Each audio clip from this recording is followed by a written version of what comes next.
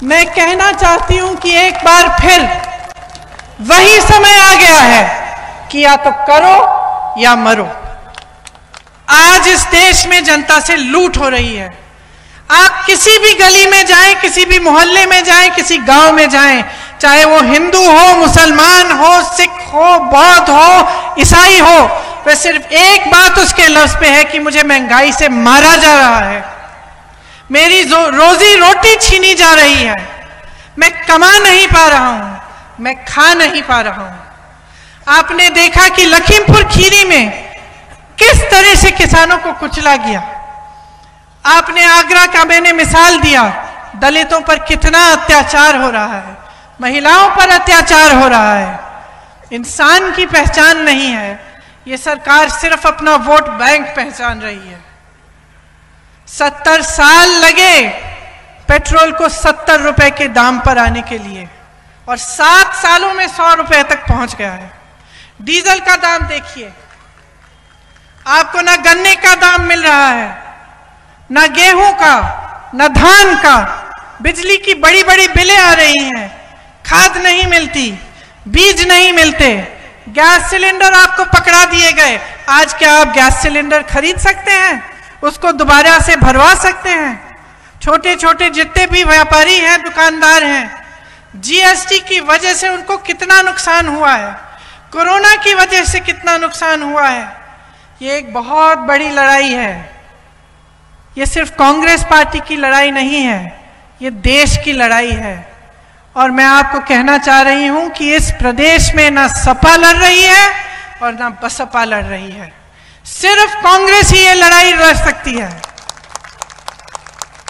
जब जब संकट हुआ है पिछले 2 सालों में, तो आप सब सड़क पे निकले हैं, आपने मुद्दे उठाए हैं, आपने आंदोलन किया है।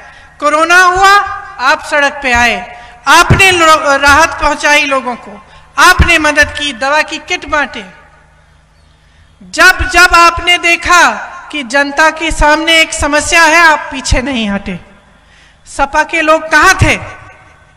बसपा के लोग कहां थे? उनके नेता कहां थे? क्या उन्नाव के लिए लड़े?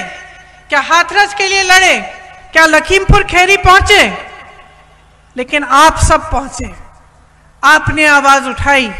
और इसी तरह से अगर आप लड़ते रहेंगे तो निश्चित है कि हम जीतेंगे।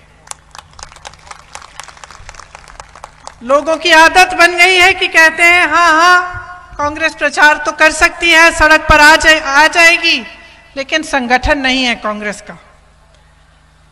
मैं गर्व से कहना चाहती हूं कि आज हमारा संगठन न्याय पंचायत और ग्राम पंचायत तक गठित हो रहा है। मैं गर्व से कहना चाहती हूं कि 50,000 से ऊपर पदाधिकारी प्रशिक्षण कर चुके हैं और 1-1.5 महीने में हम 2 लाख पदाधिकारियों का प्रशिक्षण करेंगे। और मैं सबसे ज्यादा गर्व से कहना चाहती हूं कि कांग्रेस के 18,700 से ज्यादा कार्यकर्ता और पदाधिकारी पिछले 1.5 साल में जेल जा चुके हैं और 3 दिन से 3 महीनों के लिए जेल में रहे हैं। हमारे अपने अध्यक्ष 28 दिनों के लिए कोरोना काल में जेल गए। मैं पूछना चाहती हूं कि सपा और बसपा के कितने पदाधिकारी, कितने कार्यकर्ता इन 1.5 सालों में जेल गए? मैं पूछना चाहती हूं कि भाजपा की सरकार, उनके नेता सपा और बसपा पर आक्रमण क्यों नहीं करते? हमारी आस्था पर आक्रमण करते हैं, हमारी देशभक्ति पर आक्रमण करते हैं, हमारे नेताओं पर तरह तरह के आक्रमण करते हैं। सपा पर क्यों नहीं करते? बसपा पर क्यों नहीं करते? मैं पूछना चाहती हूं, क्योंकि लड़ नहीं रहे हैं। वो जानते हैं कि असली लड़ाई सिर्फ और सिर्फ कांग्रेस उत्तर प्रदेश में लड़ रही है।